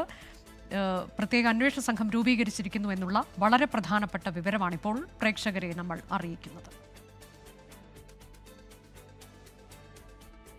കാലാവസ്ഥാ മുന്നറിയിപ്പിലേക്ക്. സംസ്ഥാനത്ത് ഇന്ന് അതിശക്തമായ മഴയ്ക്ക് സാധ്യത. 9 ജില്ലകളിൽ ഓറഞ്ച് അലേർട്ടാണ്. വടക്കൻ കേരളത്തിലും മധ്യ കേരളത്തിലും മലയോര മേഖലകളിലും കനത്ത മഴയ്ക്ക് സാധ്യതയുണ്ട് എന്ന് കാലാവസ്ഥാ വകുപ്പ് മുന്നറിയിപ്പ് നൽകുന്നു. അലക്സ് റാം മുഹമ്മദ് വിശദാംശങ്ങളുമായി. അലക്സ്, 14 ജില്ലകളിലും മഴ മുന്നറിയിപ്പ്. അതിൽ അതിതീവ്ര മഴ ഏതൊക്കെയാണ് സാധ്യതയുള്ള ജില്ലകൾ? മറ്റ് വിശദാംശങ്ങൾ. അനുജ, സംസ്ഥാനത്ത് ഇന്ന് അതിശക്തമായ മഴ തുടരാൻ സാധ്യതയുണ്ടെന്നാണ് കേന്ദ്ര കാലാവസ്ഥാ വകുപ്പ് അറിയിക്കുന്നത്. അത്തരത്തിൽ 14 ജില്ലകളിലും മഴ മുന്നറിയിപ്പ് നൽകിയിട്ടുണ്ട്. മധ്യ കേരളം, വടക്കൻ കേരളം, മലയോര മേഖലകളൊക്കെ മഴ കനത്തു പെയ്യാനുള്ള സാധ്യതയാണ് നിലനിൽക്കുന്നത്. മഴയ്ക്കൊപ്പം 40 മുതൽ 50 കിലോമീറ്റർ വരെ വേഗതയിൽ, മണിക്കൂറിൽ 40 മുതൽ 50 കിലോമീറ്റർ വരെ വേഗതയിൽ ശക്തമായ കാറ്റ് വീശാനും സാധ്യതയുണ്ടെന്ന് കേന്ദ്ര കാലാവസ്ഥാ വകുപ്പ് അറിയിക്കുന്നുണ്ട്. അതുമാത്രമല്ല, ഈ ഓറഞ്ച് അലർട്ടാണ് പ്രഖ്യാപിച്ചിരിക്കുന്നതിൽ പോലും വടക്കൻ കേരളത്തിലെ ജില്ലകളിലും മലയോര മേഖലകളിലും റെഡ് അലർട്ടിന് സമാനമായ ജാഗ്രത തുടരണമെന്ന് സംസ്ഥാന ദുരന്ത നിവാരണ അതോറിറ്റി വ്യക്തമാക്കുന്നുണ്ട്. കഴിഞ്ഞ ദിവസങ്ങളിലൊക്കെ കാര്യമായി മഴ ലഭിച്ച ഇടങ്ങളാണത്. അതിനാൽ ജാഗ്രത തുടരേണ്ടതുണ്ട്. എറണാകുളം, ഇടുക്കി, തൃശൂർ, പാലക്കാട്, മലപ്പുറം, കോഴിക്കോട്, വയനാട്, കണ്ണൂർ, കാസർഗോഡ് ജില്ലകളിലാണ് ഓറഞ്ച് അലർട്ട് പ്രഖ്യാപിച്ചിരിക്കുന്നത്. അതായത് 9 ജില്ലകളിൽ അതിശക്തമായ മഴയ്ക്കുള്ള സാധ്യതാ മുന്നറിയിപ്പായ ഓറഞ്ച് അലർട്ട് പ്രഖ്യാപിച്ചിട്ടുണ്ട്. 11 മുതൽ 20 സെന്റിമീറ്റർ വരെ മഴ ഈ ജില്ലകളിൽ ലഭിക്കുമെന്നാണ് കേന്ദ്ര കാലാവസ്ഥാ വകുപ്പിന്റെ പ്രവചനം. തിരുവനന്തപുരം, കൊല്ലം, പത്തനംതിട്ട, ആലപ്പുഴ, കോട്ടയം ജില്ലകളിലാകട്ടെ ശക്തമായ മഴയ്ക്കുള്ള സാധ്യതാ മുന്നറിയിപ്പായ യെല്ലോ അലർട്ടാണ് പ്രഖ്യാപിച്ചിരിക്കുന്നത്. അടുത്ത ദിവസങ്ങളിലും സമാനമായി തന്നെ കൂടുതൽ ജില്ലകളിൽ മഴ മുന്നറിയിപ്പുണ്ട്. അതായത് ശക്തമായ മഴയ്ക്കുള്ള സാധ്യതാ മുന്നറിയിപ്പ് മധ്യ കേരളത്തിലും വടക്കൻ കേരളത്തിലും കൂടുതൽ ജില്ലകളിൽ അടുത്ത 4 ദിവസം കൂടിയുണ്ട്. അനുചൊരു പ്രധാനപ്പെട്ട കാര്യം, ഇന്ന് തീവ്ര മഴയ്ക്കുള്ള സാധ്യത മറ്റു ജില്ലകളിലൊന്നും, അതായത് റെഡ് അലർട്ട് എവിടെയും പ്രഖ്യാപിച്ചിട്ടില്ല എന്നുള്ളതാണ് എടുത്തു പറയേണ്ട ഒരു കാര്യം. അത് മാത്രമല്ല, ഈ തീരവുമായി ബന്ധപ്പെട്ടും പ്രധാനപ്പെട്ട ജാഗ്രതാ മുന്നറിയിപ്പ് നിലനിൽക്കുന്നുണ്ട്. കേരള, കർണാടക, ലക്ഷദ്വീപ് തീരങ്ങളിൽ മത്സ്യബന്ധനത്തിന് ഏർപ്പെടുത്തിയ വിലക്ക് തുടരും. അതുമാത്രമല്ല, കേരള തീരത്ത് ഉയർന്ന തിരമാലയ്ക്കും കടലേറ്റത്തിനും സാധ്യതയുള്ളതിനാൽ മത്സ്യത്തൊഴിലാളികളും തീരദേശവാസികളും പ്രത്യേക ജാഗ്രത പാലിക്കണമെന്ന് നിർദ്ദേശമുണ്ട്. തിരുവനന്തപുരം, കൊല്ലം, ആലപ്പുഴ, കണ്ണൂർ, കാസർഗോഡ് ജില്ലകളിലെ തീരമേഖലയിലാകട്ടെ ഉയർന്ന തിരമാല 3.2 മീറ്റർ വരെയൊക്കെ ഉയരത്തിലെ തിരമാലയ്ക്കും അതുപോലെ കടലേറ്റത്തിനും സാധ്യതയുണ്ട്. ജാഗ്രത തുടരണം. ഇതിൽ പ്രധാനമായി ആന്ധ്ര, ഒഡീഷ തീരത്തൊരു ചക്രവാത ചുഴി അത് ബംഗാൾ ഉൾക്കടലിൽ നിലനിൽക്കുന്നതായി കേന്ദ്ര കാലാവസ്ഥാ വകുപ്പ് അറിയിക്കുന്നുണ്ട്. ഇതിന്റെ സ്വാധീനമാണ് സംസ്ഥാനത്ത് മഴ കനക്കാൻ കാരണം. വ്യാഴാഴ്ചയോടെ ഈ ന്യൂനമർദ്ദം, ബംഗാൾ ഉൾക്കടലിൽ ന്യൂനമർദ്ദം രൂപപ്പെടാൻ സാധ്യതയുണ്ടെന്നും അത് കഴിഞ്ഞുള്ള ദിവസങ്ങൾ സംസ്ഥാനത്ത് വീണ്ടും കാലവർഷം സജീവമാകാനുള്ള സാധ്യതയുമാണ് കേന്ദ്ര കാലാവസ്ഥാ വകുപ്പ് പ്രവചിക്കുന്നത്. സംസ്ഥാനത്ത് അതിശക്തമായ മഴ തുടരും. 14 ജില്ലകളിലും മഴ മുന്നറിയിപ്പുണ്ട്. എറണാകുളം, ഇടുക്കി, തൃശൂർ, പാലക്കാട്, മലപ്പുറം, കോഴിക്കോട്, വയനാട്, കണ്ണൂർ, കാസർഗോഡ് ജില്ലകളിൽ ഓറഞ്ച് അലർട്ടാണ്. മറ്റ് ജില്ലകളിൽ തിരുവനന്തപുരം, കൊല്ലം, പത്തനംതിട്ട, ആലപ്പുഴ, കോട്ടയം ജില്ലകളിൽ യെല്ലോ മുന്നറിയിപ്പാണ്. വടക്കൻ കേരളത്തിലും മധ്യ കേരളത്തിലും മലയോര മേഖലകളിലും കനത്ത മഴയ്ക്ക് സാധ്യതയുണ്ട് എന്നുള്ളതാണ് കാലാവസ്ഥാ മുന്നറിയിപ്പ്. കർണാടകയിലെ ധർമ്മസ്ഥലയിൽ മൃതദേഹം കൂട്ടത്തോടെ മറവ് ചെയ്തു എന്ന വെളിപ്പെടുത്തലിൽ പ്രത്യേക അന്വേഷണ സംഘം രൂപീകരിച്ച് സർക്കാർ. DGP പ്രണബ് മൊഹന്തി പ്രത്യേക അന്വേഷണ സംഘത്തിന് നേതൃത്വം നൽകും. മുഹമ്മദ് റഹീസ് ധർമ്മസ്ഥലയിൽ നിന്ന് വിശദാംശങ്ങളുമായി. മുഹമ്മദ് റഹീസാണ് അവിടെ പോയി തത്സമയം ഒക്കെ വിവരങ്ങൾ നൽകുന്നു. കൂടാതെ കൂടുതൽ റിപ്പോർട്ടുകൾ ജനമധ്യത്തിലേക്ക് എത്തിക്കുകയാണ്. ഒട്ടേറെ നിഗൂഢതകളുണ്ട്, ഭീതിപ്പെടുത്തുന്ന ഒരു സാഹചര്യമാണ്. ഇതെല്ലാം പുറം ലോകത്തെ ആദ്യം അറിയിച്ചത് മുഹമ്മദ് റഹീസാണ്. അതിനുശേഷമാണ് സർക്കാരിന്റെ ഭാഗത്തുനിന്ന് ഒരു പ്രത്യേക അന്വേഷണ സംഘം രൂപീകരിക്കാം, അതിനെക്കുറിച്ച് ആലോചിക്കാം എന്നൊരു നിർദ്ദേശം വന്നത്. ഇപ്പോൾ ഉത്തരവ് പുറത്തിറങ്ങിയിരിക്കുന്നു.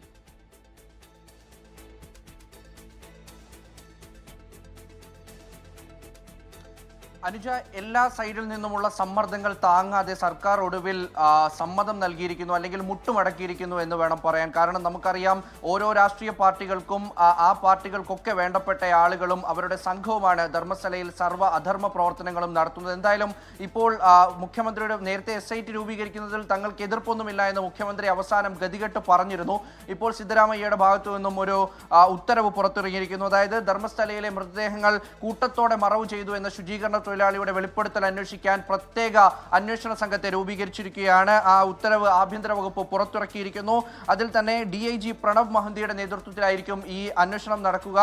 DGP പ്രണബ് മൊഹന്തിയുടെ പ്രത്യേക നേതൃത്വത്തിലാകും ഈ അന്വേഷണം നടക്കുക. അത് ഏറ്റവും പ്രധാനപ്പെട്ടതാണ്. കാരണം ഈ ശുചീകരണ തൊഴിലാളി വെളിപ്പെടുത്തൽ നടത്തിയ ശുചീകരണ തൊഴിലാളിയുടെ പ്രധാനപ്പെട്ട ഒരു ആവശ്യം അത് തന്നെയായിരുന്നു.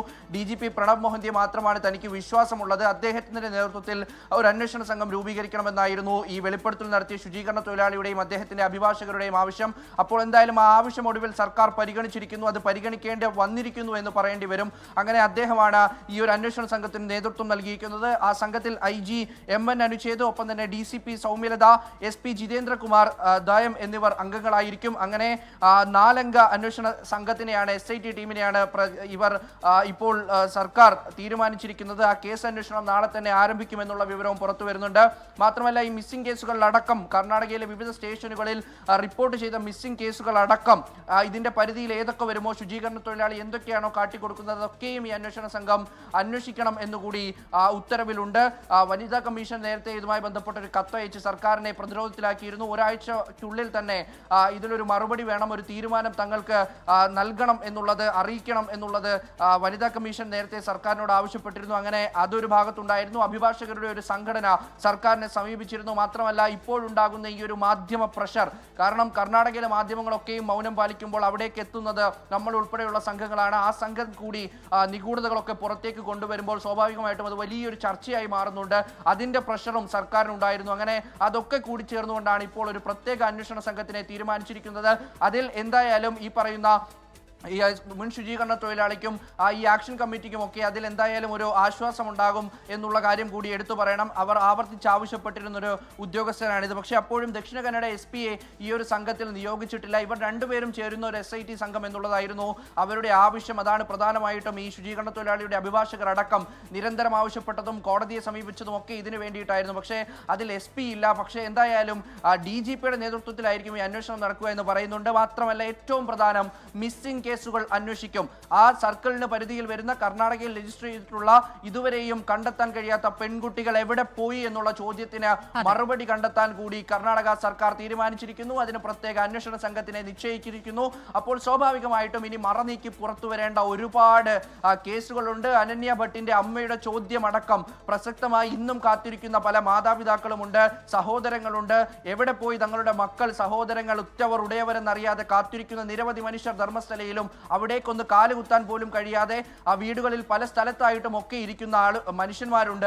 അവർക്ക് എന്തായാലും ഒരു ആശ്വാസം, ഒരു പ്രതീക്ഷ നൽകുന്ന ഒരു ഉത്തരവാണ് ഇന്ന് വന്നിരിക്കുന്നത്. ഇനി പോലീസിന്റെ അന്വേഷണം ഏത് തരത്തിൽ നീങ്ങുമെന്ന് കണ്ടറിയണം. നേരത്തെ പലതവണ SIT രൂപീകരിച്ചതാണ്, പല കേസുകളും CBIക്ക് പോലും കൈമാറിയതാണ്. പക്ഷേ തുടക്കത്തിൽ ബൽത്തങ്കടി പോലീസ് സ്റ്റേഷൻ 10 വർഷമാകുന്നതേ ഉള്ളൂ ധർമ്മസ്ഥല പോലീസ് സ്റ്റേഷൻ നിലവിൽ വന്നിട്ട്.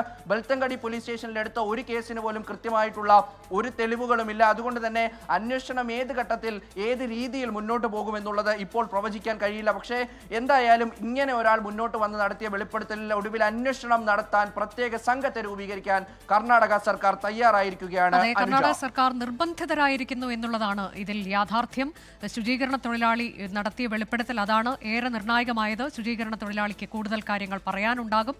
അതൊക്കെ വരുന്ന അന്വേഷണത്തിൽ നിർണായകമാകും. പ്രത്യേക അന്വേഷണ സംഘത്തെ രൂപീകരിച്ചുകൊണ്ട് കർണാടക സർക്കാർ ഉത്തരവ് പുറത്തിറക്കി. കാണാതായ പെൺകുട്ടികൾ എവിടെ?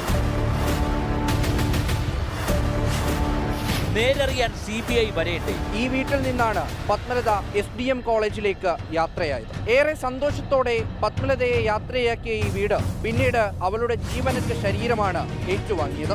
നിഗൂഢതകളുടെ ധർമ്മസ്ഥല 24 വാർത്താ സംഘത്തിന്റെ അന്വേഷണം. സ്പന്ദിക്കുന്ന അസ്ഥിമാടകൾ 24 വാർത്താ ബുള്ളറ്റിനുകളിൽ തുടരുന്നു. 24 ആദ്യം ആധികാരികം. തന്റെ മകളുടെ അസ്ഥികളെങ്കിലും കണ്ടെടുത്ത് തരാൻ ആവശ്യപ്പെട്ട് വിതുമ്പുന്ന ഒരമ്മ ഇപ്പോൾ കർണാടകയിലെ ധർമ്മസ്ഥലയിലുണ്ട്. 21 വർഷങ്ങൾക്ക് മുൻപ് ക്ഷേത്ര പരിസരത്ത് വെച്ച് അപ്രത്യക്ഷമായ അനന്യ ഭട്ടിന്റെ അമ്മ സുജാത ഭട്ട്. മകളെ തേടിയിറങ്ങിയ ഈ അമ്മയും ധർമ്മസ്ഥലയിലെ ഗൂണ്ടകളുടെ ക്രൂരത അനുഭവിച്ചറിഞ്ഞു. പ്രായം തളർത്താത്ത ഈ അമ്മ പുതിയ നിയമ പോരാട്ടത്തിന് തുടക്കമിടുകയാണ്. നിഗൂഢത നിറഞ്ഞ കർണാടകയിലെ ധർമ്മസ്ഥലയിൽ 24 അന്വേഷണം തുടരുകയാണ്.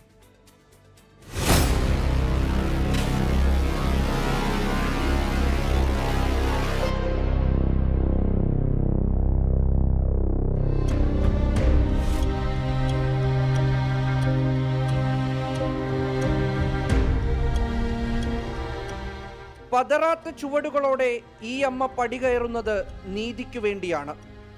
21 വർഷമായി തൻ്റെ ഹൃദയത്തെ ഓരോ നിമിഷവും കൊത്തിവലിക്കുന്ന മകളുടെ ഓർമ്മകൾക്ക് മുന്നിൽ വിശ്രമത്തിന് സമയമില്ല. അവസാന ശ്വാസമെടുക്കും മുൻപ് മകൾക്ക് എന്തു പറ്റിയെന്നറിയണം. അതറിയാതെ ഒരമ്മയ്ക്ക് എങ്ങനെ ഉറങ്ങാനാകും?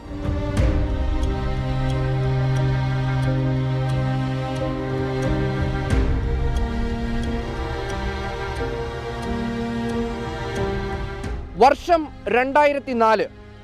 സുഹൃത്തുക്കൾക്കൊപ്പം ധർമ്മസ്ഥല കാണാനെത്തിയതാണ് 1ാം വർഷ MBBS വിദ്യാർത്ഥിയായ അനന്യ ഭട്ട്. മണിപ്പാൽ യൂണിവേഴ്സിറ്റിയിൽ നിന്നും വണ്ടി കയറുമ്പോൾ ധർമ്മസ്ഥലയെപ്പറ്റി സുഹൃത്തുക്കൾ പറഞ്ഞ നല്ല ഓർമ്മകളായിരുന്നു അവളുടെ മനസ്സു നിറയെ. പക്ഷേ ധർമ്മസ്ഥലയുടെ മറ്റൊരു മുഖമാണ് അന്ന് അവൾക്ക് മുന്നിൽ വ്യക്തമായത്.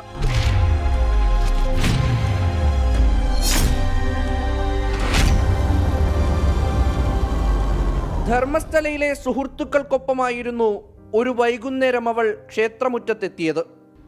അന്ന് തന്നെ മടങ്ങാനായിരുന്നു പദ്ധതി. കൂട്ടുകാരൊക്കെ വസ്ത്രമെടുക്കാൻ വീടുകളിലേക്ക് പോയി. ഗ്രാമഭംഗി ആസ്വദിച്ച് അല്പനേരം കൂടി അവിടെ ഇരിക്കാനായിരുന്നു അനന്യയ്ക്ക് താല്പര്യം. ആ തീരുമാനം തെറ്റായിപ്പോയെന്ന് പിന്നീട് അവൾ ചിന്തിച്ചു കാണുമായിരിക്കും. സുഹൃത്തുക്കൾ മടങ്ങിയെത്തിയപ്പോൾ അനന്യ അവിടെയില്ല. എവിടെ പോയെന്ന് ആർക്കും അറിയില്ല. തങ്ങളാൽ കഴിയും വിധം അവർ അനന്യയെ തിരക്കി നടന്നു. നിരാശയായിരുന്നു ഫലം.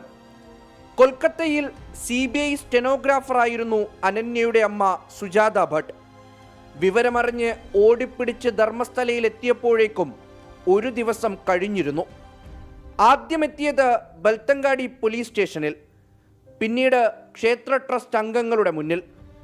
പോലീസ് സ്റ്റേഷനിൽ നിന്നും ക്ഷേത്രമുറ്റത്തു നിന്നും കേട്ടത് ഒരേ വാക്കുകളായിരുന്നു: ഇവിടെ ഇങ്ങനെയൊക്കെയാണ്, പലരെയും കാണാതാകും, തങ്ങൾക്ക് ഉത്തരവാദിത്വമില്ല. Beltangdi station, missing complaint, not get the complaint, bad talking to station, you will go. So another person is, your daughter, another person is going out. I don't know. You watch, going to watch, and some further, I don't know. I will going to Dharmasthala. പരാതി സ്വീകരിക്കാൻ പോലും തയ്യാറാകാത്ത police Ananya ആരുടെയെങ്കിലും കൂടെ ഓടിപ്പോയതാകാമെന്നുകൂടി ഈ അമ്മയുടെ മുഖത്തടിച്ച പോലെ പറഞ്ഞു. കരഞ്ഞവശയായ സുജാത ക്ഷേത്രമുറ്റത്തിരിപ്പായി. പിന്നീട് നടന്നത് സിനിമാ കഥകളിൽ മാത്രം കണ്ടിട്ടുള്ള നിഷ്ഠൂരമായ ക്രൂരത. മകളെ തിരക്കിയിറങ്ങിയ അമ്മയും ധർമ്മസ്ഥലയിലെ ക്രൂരന്മാരുടെ കയ്യിൽപ്പെട്ടു. തട്ടിക്കൊണ്ടുപോയി മർദ്ദിച്ച് അവശയാക്കി. 3 പേർ വന്ന് മകളെ കാട്ടിത്തരാമെന്ന് പറഞ്ഞ് കൂട്ടിക്കൊണ്ടുപോയി. ഒരു ഇരുട്ടുമുറിയിലിട്ട് മർദ്ദിച്ചവശയാക്കി. തലയ്ക്ക് കാര്യമായി ക്ഷതമേറ്റു. കൈവിരലുകളൊക്കെ പൊട്ടി. മകളെ തിരക്കിയിറങ്ങിയ ഒരമ്മയെ അവർ ജീവശവമാക്കി മാറ്റി. 3 മാസം ഈ അമ്മ അബോധാവസ്ഥയിൽ ചികിത്സയിലായിരുന്നു. Back side one person is come, white hit with my head, and injury is the actually here injury. So 9 stitching. So I will further I don't know. So I went to coma, so hospital Bangalore. ജീവിതത്തിലേക്ക് തിരികെ എത്തിയ ശേഷവും പല പോരാട്ടങ്ങളും നടത്തി നോക്കി. ഒറ്റയ്ക്ക് തുഴഞ്ഞു പോകാൻ പറ്റുന്നിടത്തോളം പോയി. പക്ഷേ ധർമ്മസ്ഥലയിൽ നിന്ന് കാണാതായ 100 കണക്കിന് പെൺകുട്ടികളിൽ ഒരാളായി മാത്രം അനന്യ മാറി. അതിനിടയിലാണ് ഇപ്പോൾ മുൻ ശുചീകരണ തൊഴിലാളിയുടെ വെളിപ്പെടുത്തലുണ്ടായത്. പിന്നാലെ സുജാത ഭട്ട് ഒരിക്കൽ കൂടി തൻ്റെ മകൾക്കായി ധർമ്മസ്ഥലയിലെത്തി. ദക്ഷിണ കന്നഡ SP-ക്കും ധർമ്മസ്ഥല പോലീസിനും പരാതി നൽകി. ശുചീകരണ തൊഴിലാളിയുടെ വെളിപ്പെടുത്തൽ അന്വേഷിക്കണം. തൻ്റെ മകളുടെ അസ്ഥി ആ കൂട്ടത്തിലുണ്ടെങ്കിൽ തനിക്കത് തരണം. Our approach is that compare her DNA with the dead body. If any dead body is matches to her, then give it to that. Once they gave it to that, then they need to decide that whether how she has died, and then further inquiry needs to be taken. That's a different part. പ്രതീക്ഷയുടെ ഒരു വെളിച്ചം സുജാതയിലേക്ക് കടന്നു വന്നിരിക്കുകയാണ്. ജീവിതത്തിൽ ഇനി എത്ര സമയമുണ്ടെന്ന് അറിയില്ലെന്ന് ഈ അമ്മ പറയുന്നു. പക്ഷെ പോരാട്ടത്തിൽ നിന്ന് പിന്നോട്ടില്ല. മകളുമായി ബന്ധപ്പെട്ട എന്തെങ്കിലും തനിക്കറിയണം. ധർമ്മസ്ഥലയിലെ മക്കളെ നഷ്ടപ്പെട്ട പല അമ്മമാർക്കും പരാതിയുമായി മുന്നോട്ട് വരാനുള്ള പ്രചോദനം കൂടിയാണ് ഈ അമ്മ. മരിക്കുന്നതിന് മുൻപ് മകൾക്ക് എന്തു പറ്റിയെന്നറിയണം. അവളെ ആരെങ്കിലും കൊന്നു തള്ളിയിട്ടുണ്ടെങ്കിൽ അസ്ഥിയെങ്കിലും ലഭിക്കണം. ഈ ഒരൊറ്റ ആവശ്യം മാത്രമാണ് ഈ അമ്മയ്ക്കുള്ളത്. പ്രതികൾ ശിക്ഷിക്കപ്പെടണമെന്നതിനപ്പുറം തൻ്റെ മകളുടേതെന്ന് ഉറപ്പിക്കാൻ കഴിയുന്ന ഒരു എല്ലിൻ കഷ്ണമെങ്കിലും കിട്ടണമെന്ന കാത്തിരിപ്പിലാണ് ഈ അമ്മയുള്ളത്. ക്യാമറമാൻ ശ്രീകാന്ത് ഗൗരീശപട്ടത്തോടൊപ്പം മുഹമ്മദ് റഹീസ്, 24. വാർത്താമഴ അവസാനിക്കുകയാണ്.